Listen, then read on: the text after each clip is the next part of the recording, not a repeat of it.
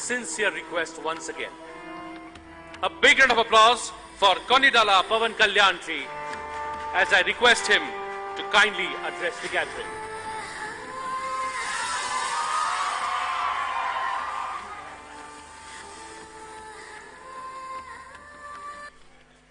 Please, it's my sincere request.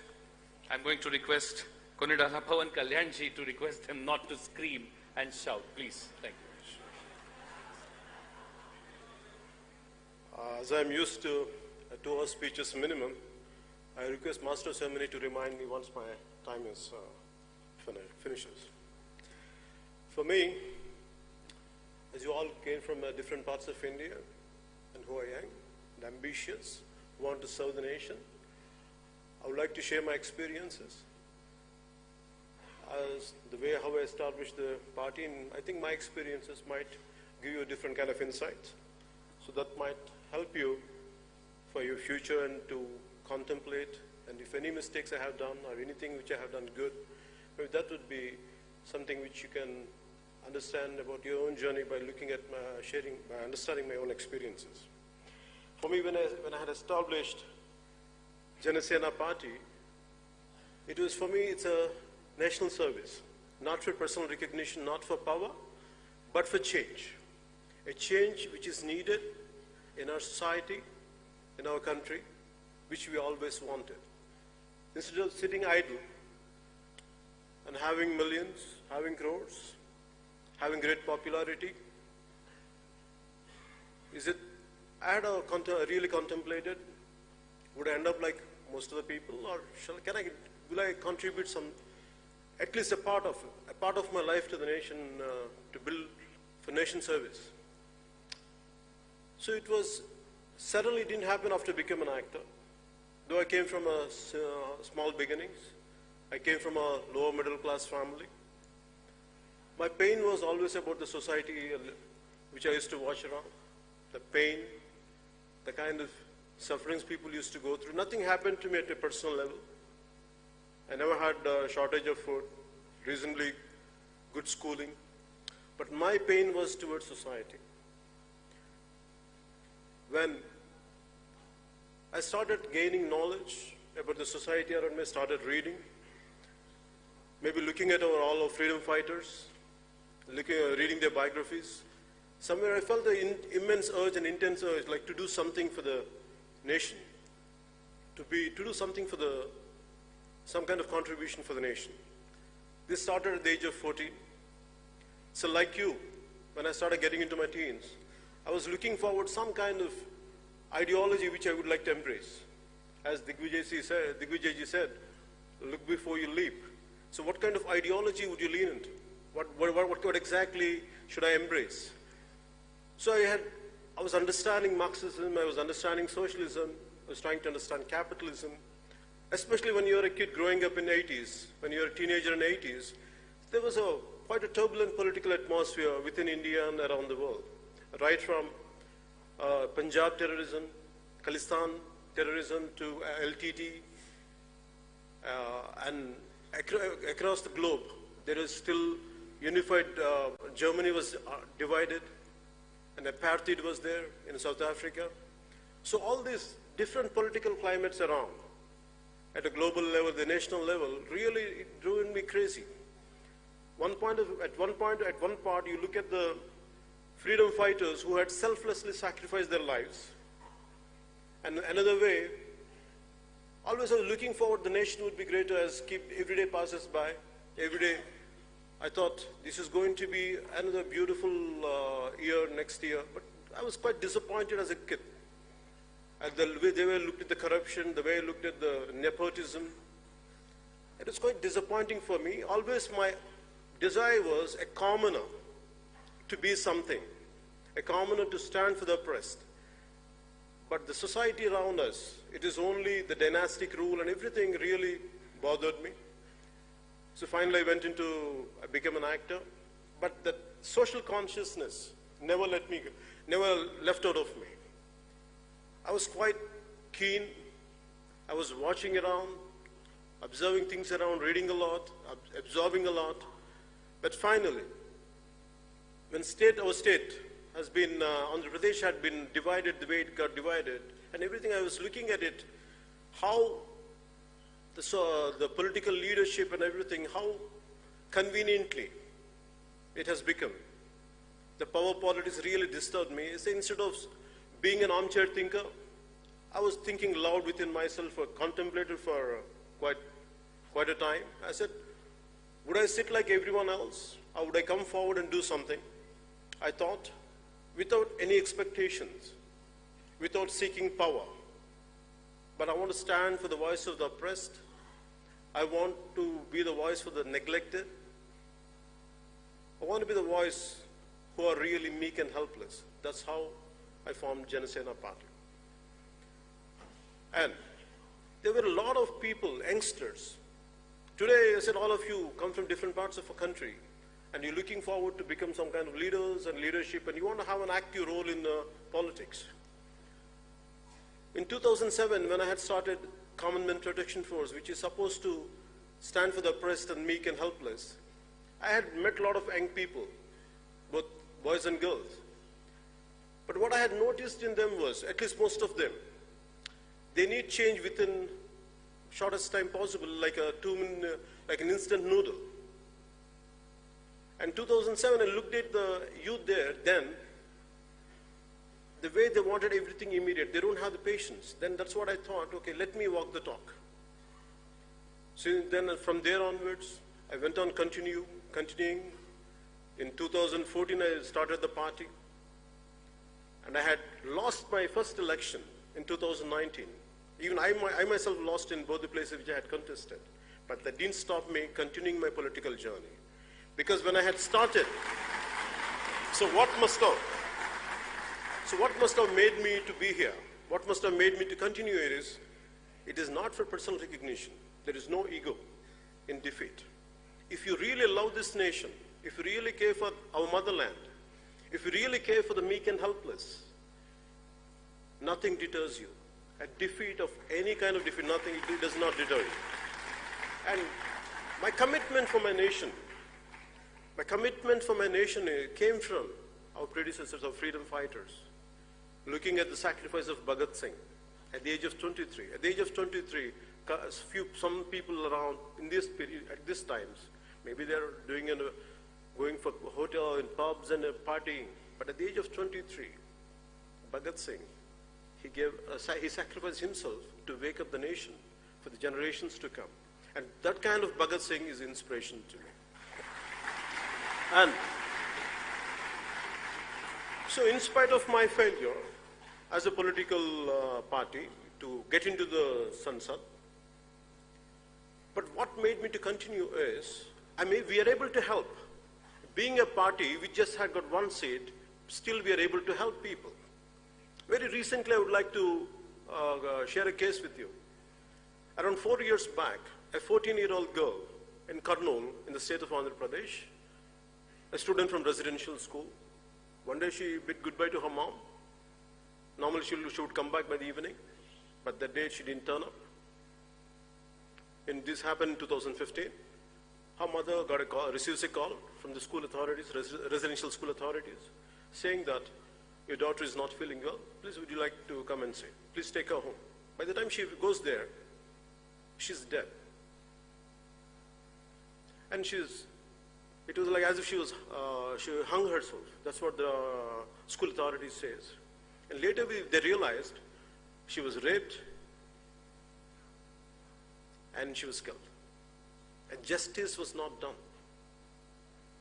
And that mother, after I had such a colossal defeat in 2019, these elections, I was sitting in my office, I was handling my own failure, and this mother of that kid, that girl, with her husband, and when my youngest daughter, she comes and meets me. She shares her experience. It's like, Anna, this is what happened to my daughter. And everything is there, right from the certificates of she has been raped and everything, whatever has to be, the perpetrators has to be punished, but nothing had been done. And because they're powerful, the case is not moving forward. If it is in cinema, it is like It's quite a dramatic scene. You go, do justice in 2-3 minutes and come out. And you get money for that. But in real life, I felt so helpless, so painful to look at a wailing mother who lost her daughter. It was churning for me, like, my stomach was churning, looking at her pain and agony. And I said, and people whom we have to fight against, they're very powerful people, who has a lot of muscle, who has tons of money. Even for me, to fight against them was not an easy task. I told her, okay, I'll look into it. I don't know how to take it forward. Then I went ahead, slowly in 2-3 months, we gathered we gained some strength, we started addressing, and now finally a week back, we did a huge protest rally in our hometown called Kurnool, and we got the state government to make sure the case will be taken by CBI, and where the state government, for all these years, the previous regime neglected and the current regime neglected for a while. Now it cannot be. They could not do it anymore. You know why?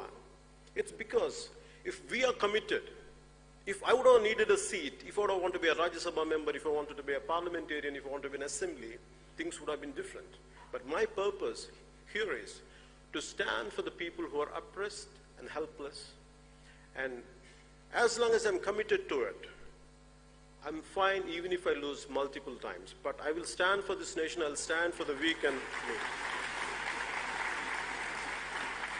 So as you all are maybe looking forward to gain something, paying 1,000 rupees to be here in this kind of seminar for 4 days, it's truly I have to appreciate you and truly applaud you for your commitment and for coming all the way from different parts of India. And I appreciate Rahulji to initiate all this in School of MIT of especially for such an eminent institution to take forward this kind of seminars, which would really help people. It's not just people who are within this auditorium, pan-India, who are looking at this seminar. They really get inspired and influenced, and I truly appreciate you for your patience.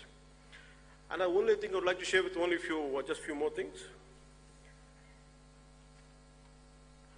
I want you to understand, no matter what, don't come with a short-term plan. If you really want to be the change agents in politics, at least try to give at least a decade to 2 decades. I have committed myself at least 2.5 decades in 2014 that I would commit for my nation, I would commit for my motherland, that I will, whatever I'm capable of doing, I'll do it, irrespective of whatever that I'll gain or lose. I'm going to give 25 years of my life for the nation which gave me birth. So don't expect immediate changes. Don't expect immediate transformation will happen, because your time is very valuable. So I want you to be practical. I want you to be really pragmatic. So I want you to have loads of time, loads of patience. Don't try to be mere armchair thinking. So if you're talking about social media, anything is nothing, there is no, the problem with any medium or any kind of paper is not about how you do it, how are you going to use it.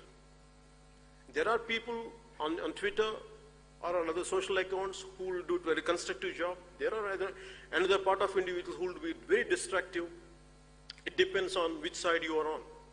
Always try to be constructive, be properly, analyze a topic. Don't try to abuse people. Be practical. And regarding the time, I want you to understand, give enough time for yourself.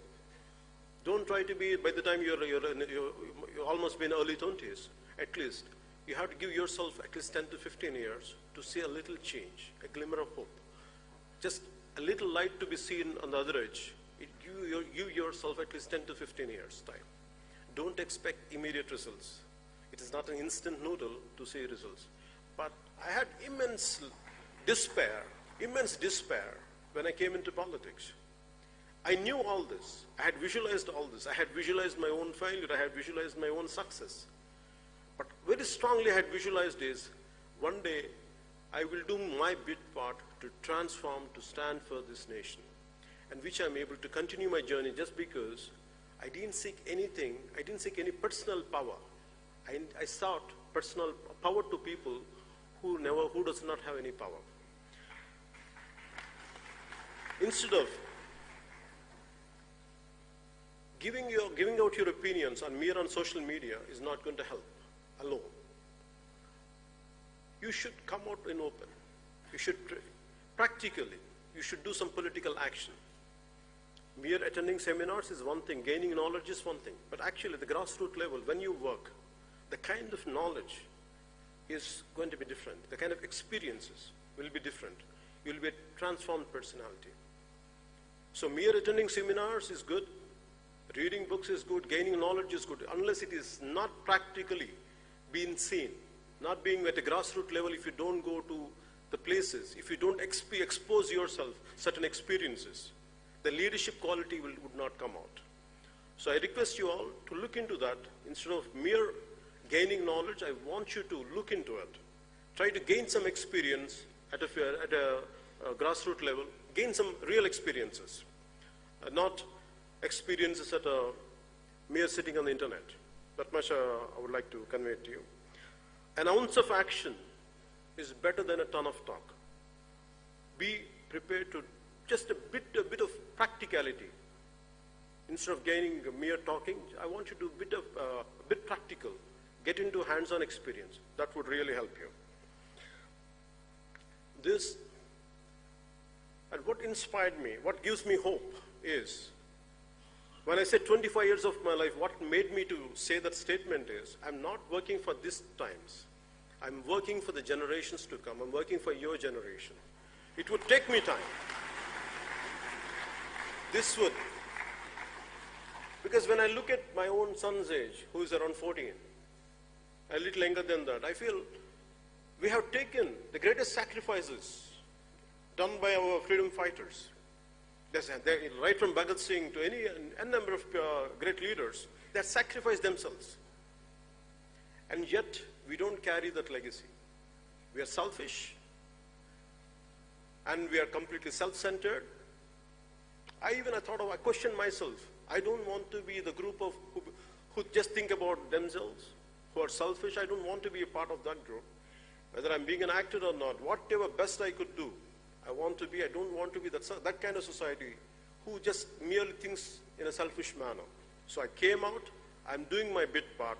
I also request you to do your bit part. There are enough political ideologies out there. I want you to evaluate each and every ideology consciously. Understand everything. What is the pros and cons of each and every ideology, whatever the political parties are there. If you want to go into them, join in them. But I want you to understand completely. Is it what you are? Then please completely embrace it. Stick to it and fight for it. So, what made me to say this is, in the country, the moment in one of my videos, they had shown that Swami Vivekananda, the great men like Swami Vivekananda, the great saints like Swami Vivekananda, who inspired me. And Martin Luther King Jr., who came to India, when he came to India, when he was in Bombay, when he looked at the riches of Bombay and the extreme poverty of Bombay side by side. And he was saying, only in a country like India, if the same situation had been prevailing in any other country, it would have led to bloody revolution. But only in India, how come nothing is happening? Why people are still able to smile? That is the greatness of our nation. That is the greatness of our nation. This is a land of Swami Vivekananda, land of Subramanya Bharati, land of Narayan Guru. Eminent great saints, eminent personalities, because who had selflessly sacrificed for this nation. Because of them, because of their spirit, this country will never get disturbed. No matter how many selfish elements are there, what kind of uncouth people are out there, but because of the kind of spirit we have, and there's nothing going to disturb that spirit, you're going to carry it forward. And whatever bit you can do for this nation, And that is going to be the hope. I have a great hope in this generation. I have an extreme hope in this generation. Paying 1,000 rupees to be all the way from here, all the way to Delhi, to listen to this kind of talks from different individuals, eminent individuals, that shows this country is going towards greatness. And I truly appreciate you for being here. I truly congratulate you for being here. And I would like to end there with this small verse of poetry in Telugu.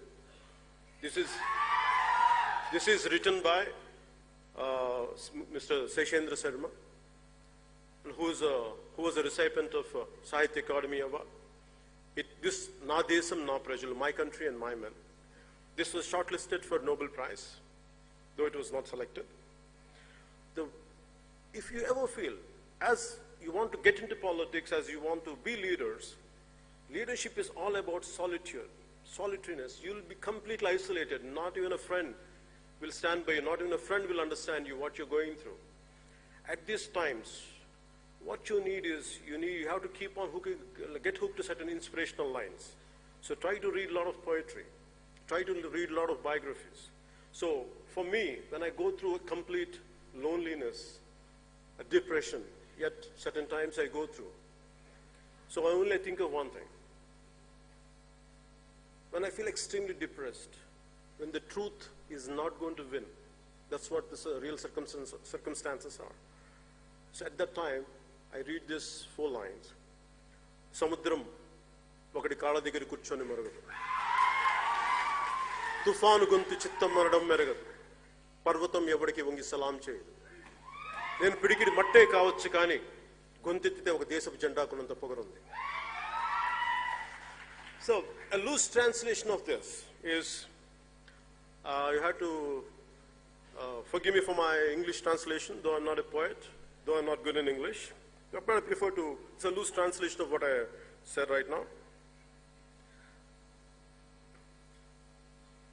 A deep ocean will never bark at one's feet. A twisting tornado's voice will never say, "Yes, master." A mighty mountain will never bend and bow. Maybe I'm a handful of dust, but if I raise my voice, it will reflect the pride of our national flag.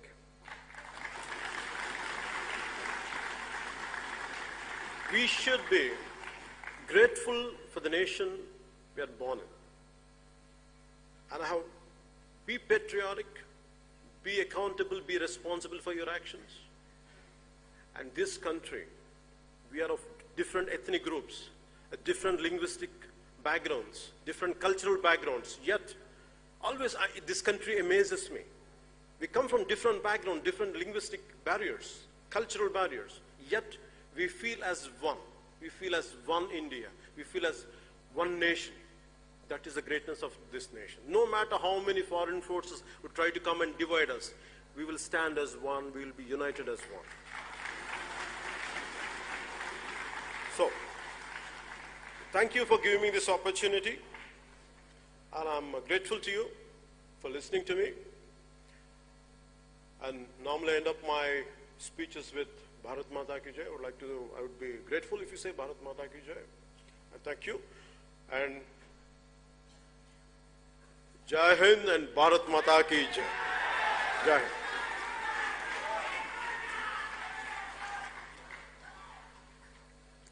बहुत बहुत आभार।